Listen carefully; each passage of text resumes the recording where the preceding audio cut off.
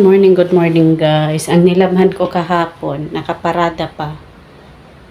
Si Bossing na ang nagtupi niyan kasi nakatulog ako siguro sa pagod. Tinupi niya. Diyos ko po, umuulan na naman. Saktong naglaba ako kahapon.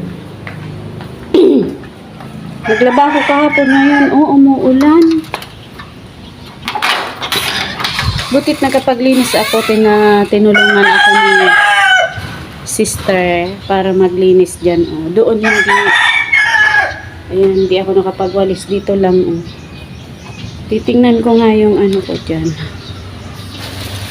Yes, excited ako sa patulan ni mama kasi may miswa ako dito.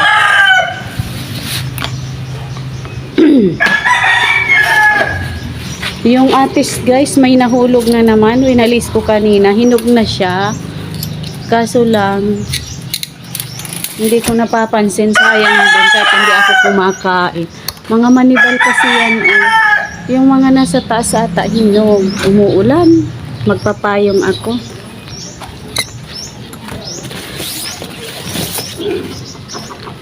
Umuulan. Inulan tayo. At yung dalawa kong aso nasa. Pag nakita akong pumunta dito, oh, nakatingin na yung isa. Pupunta din yan. Nagdilig ako kahapon. Ngayon, inulan naman. Nakapagdilig lang ako kahapon. Ito baka lumaki yan. Nag-iisang bunga. Ay ito ata, hindi ko alam, may bulaklak eh. May mga bulaklak, baka mamunga din yan. Ayan o. Parang may ano ang lalamunan ko, may bara. Yung mga kangkong dito guys. Oh. Kaso, aywan ko ba, siguro sa tubig yun, pag walang tubig, hindi naman talaga sila mataba. Ayan, kangkong lahat yan, no? Diba? Oh. Kaya pwede na magsigang. Dati, ano lang, kakaunti. Ngayon, oh, namumulaklak ang mga kangkong. Ayan, may mga bulaklak yan, oh. Yan talaga ang masasabing malinis. Kasi nga, ayan, oh. Yung tubig ditong galing doon sa amin. Ayan, may pipes na siya doon. Yan, pinadaan sa gilid. Para itong kangkong malinis talaga. Yung talbos, saka yung talbos ng kamote ay malinis. Yung kamatis ni mama, wala pang bulaklak eh. Lalagyan ko yan ng ano, yung parang tire wire na iikot ko dyan. Kaso, hindi ko pa inaabot. Hindi inaabot kasi panay upo. Umuulan kasi. Hindi umuulan, nandito ako. Or wala kami.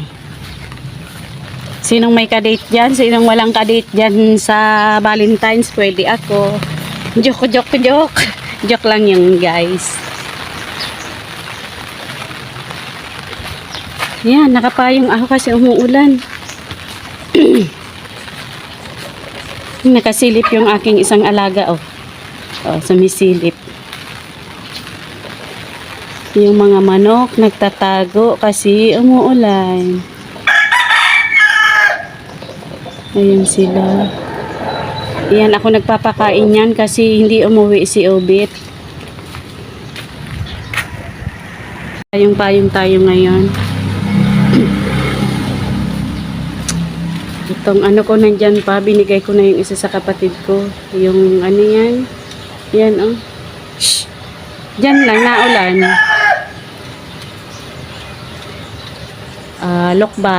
Lokban. Mamaya kakainin kita kaso pag tanghali nasa kwarto ako.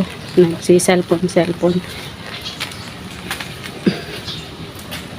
May bago palang kulungan yung aso namin kasi ito, masikip na dito si Pipa. Masikip na dito, maliit lang to. Ayan, bumiling bago si Busing. Yan, nilakihan na kasi baka anytime. Hindi anytime. Baka malay natin, magbuntis siya mga anak. Medyo malaki yung kulungan niya kasi matapang siya.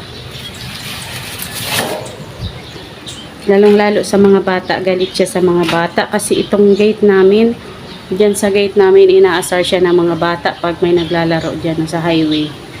Highway na kasi yan eh. May maluwag doon sa labas. May mga bata naglalaro. Inaasar sila kaya nagagalit siya sa mga bata. Wala naman tayong ganap ngayon guys. Ito lang. Kami lang dito ni Bossing sa bahay. Ayan, kami lang ngayon. Gano'n naman talaga, pag okay na yung bahay namin doon, walang nakatira sa island, baka si mama saka si papa mag-stay doon. Kaso minsan na tatakot ako mag-stay sila doon kasi matanda na. Pero, pag nandoon sila, kaming dalawa lang dito.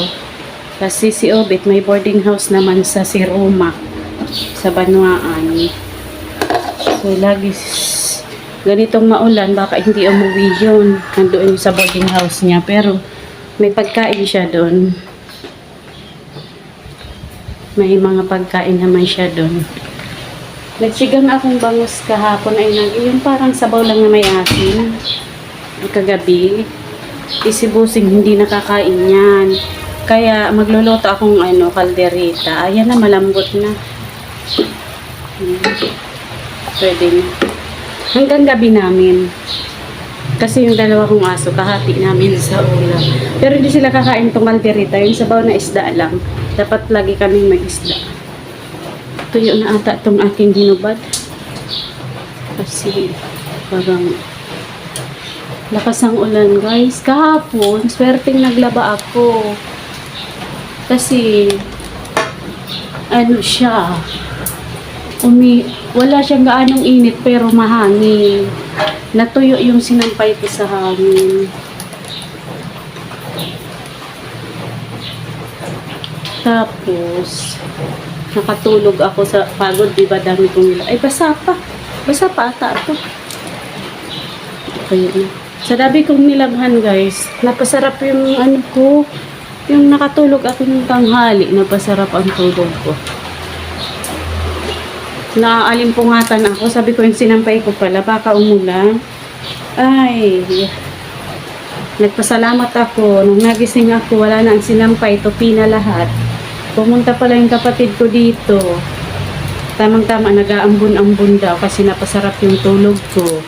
Nagsasamsam si busing ko, tinulungan niya at tinupi na. Kaya ayun, nakatupi na.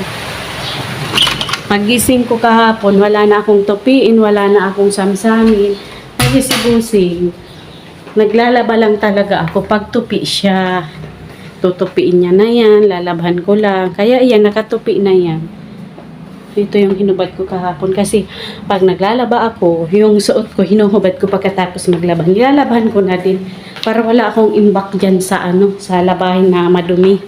Gusto ko pagtapos kong maglaba, yung yung damit namin, ay yung lalagyan naming labahin, walang tira.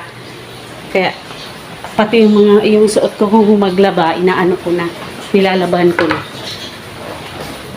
Kaya wala. Ang labahin ko, yung hinubad lang kahapon na naligo. Magluluto muna ako, guys. Yes, tapos na tayo sa pagluluto. Ayan. Nilagay ko dyan ang aking sandok.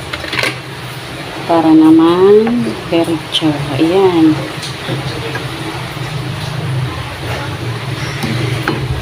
Tapos na. Kalderita. Hanggang yan, mamayang gabi namin, guys, na ulam.